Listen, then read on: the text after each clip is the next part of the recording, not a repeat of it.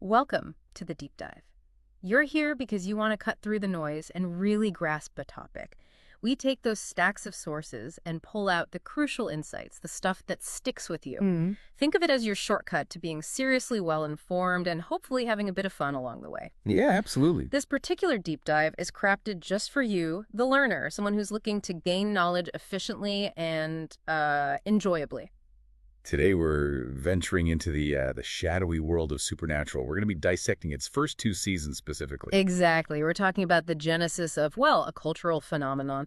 44 episodes, just packed with creatures, family drama-like, serious drama, and, oh man, that classic rock soundtrack. Let's not forget the soundtrack. Never. So our mission today, to really unearth the foundational DNA of this series, we're looking for the core insights, the pivotal developments, and those enduring themes that were set up right from the start. Think of it as your crash course in what made those early years tick. Perfect way to put it. Okay, let's dive in. Season 1. It all kicked off back in 2005. And the catalyst, the big inciting incident, is that really traumatic, unexplained murder of Mary Winchester 22 years earlier. Yeah. By something supernatural. Right, and that event just casts this massive shadow over everything, shaping Sam and Dean's entire lives. Totally.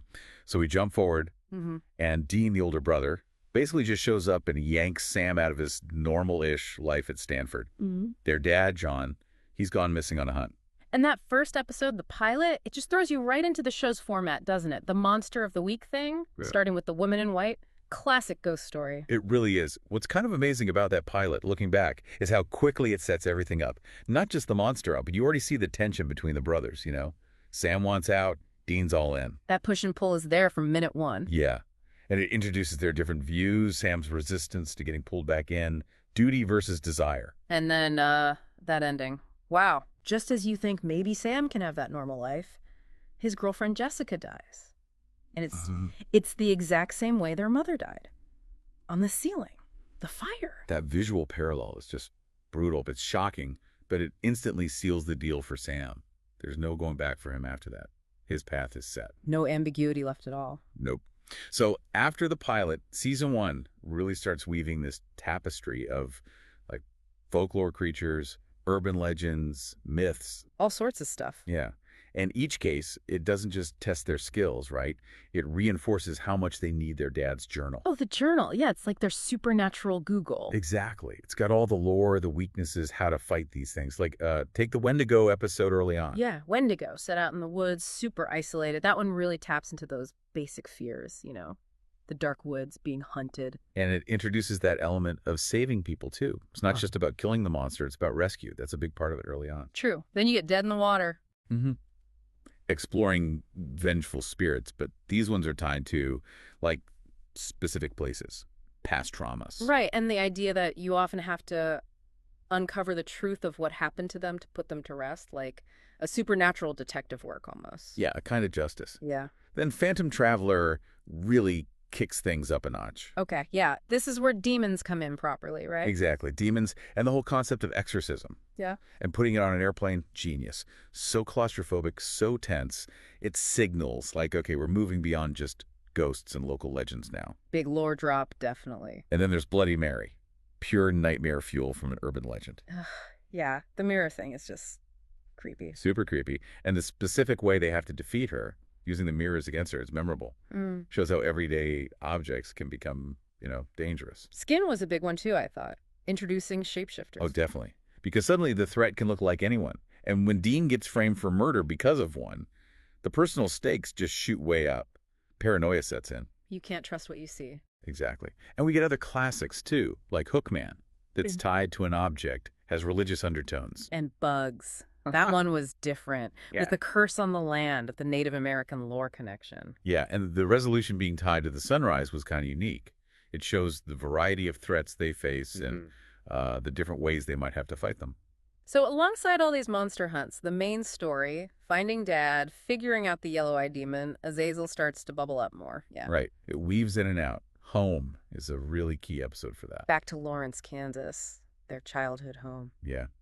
And it's just loaded with bad memories, but also hints of their mom, Mary. Maybe her spirit is still around, protective somehow. Suggests a deeper connection, maybe, between her and whatever they're fighting. Definitely hints at it. Underscores how much the past is still impacting them. The nightmare brings in the psychic stuff. Right, with the kid who has telekinesis. Yeah. And that connects directly to Sam's visions, which are becoming a bigger deal. It's laying track for that whole storyline. And Meg comes back in shadow. Yep. Meg, the recurring demon antagonist, she represents something more organized, more malicious. And when she starts summoning other demons, the brothers actually have to run. It shows the threat is escalating beyond just one-off monsters. Things are getting bigger. Much bigger. And then Dead Man's Blood. Huge episode. Vampires, but more importantly. The Colt. Yeah. The legendary gun that can supposedly kill almost anything supernatural. That's a game changer. Suddenly there's a potential weapon against, well, anything. Gives them a bit of hope, maybe? A sliver of hope, yeah. Even if it's just one gun. Yeah. Then salvation brings Azazel right into their faces. He starts targeting kids with psychic abilities. Just like Sam. Exactly. Which ties it all back to their mom's death. The Yellow-Eyed Demon's plan. Makes it intensely personal. And the season finale, Devil's Trap.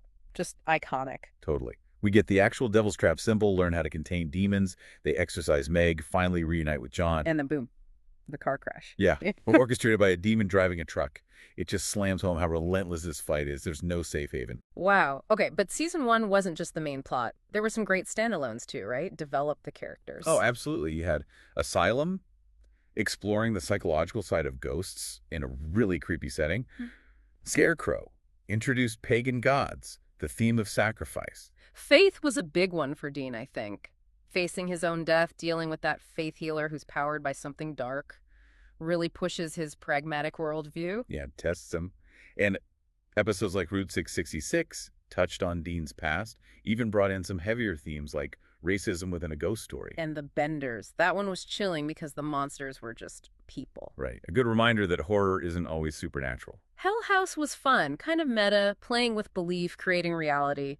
Something wicked, gave us backstory on Dean's guilt from childhood. And Provenance, with the haunted painting and the tragic kid ghost. Yeah, they covered a lot of horror ground. So wrapping up season 1, key takeaways. Okay, so establishing that monster of the week rhythm, but weaving in the bigger mystery about Dad and Azazel.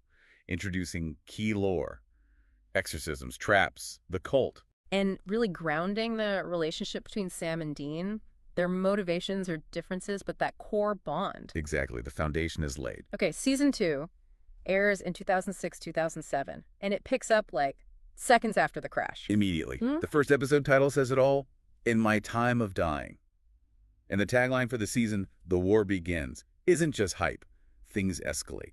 Fast. That first episode is intense. Dean's basically a ghost, trying to reach Sam and John. So tense. And then John, making that deal with Azazel. His life for Dean's. Devastating. Absolutely devastating. And he whispers something to Dean right before. That sacrifice, that mystery message, it just fuels Dean's entire arc moving forward. Huge turning point. Massive. And season 2 also starts broadening the world, doesn't it? We meet more hunters. Yeah, big time. Everybody loves a clown, which, yeah, clowns are inherently creepy. Totally. That introduces Ellen and Joe Harvell and the Roadhouse, which becomes the central hub for hunters, a place for info, support. It expands the universe beyond just the brothers.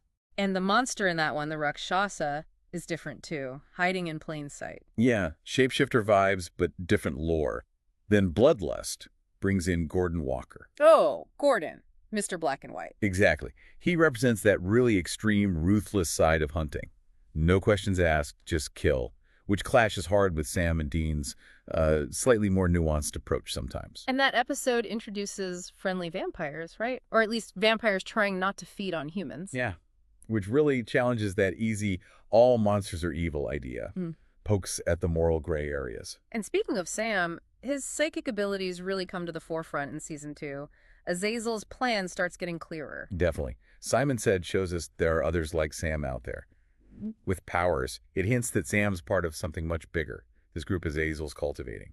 Raises a lot of questions about Sam's destiny. Makes you wonder what the end game is. Right, and then Croatoan. That episode is genuinely unsettling. The demon virus thing. Yeah, that felt almost apocalyptic. It did.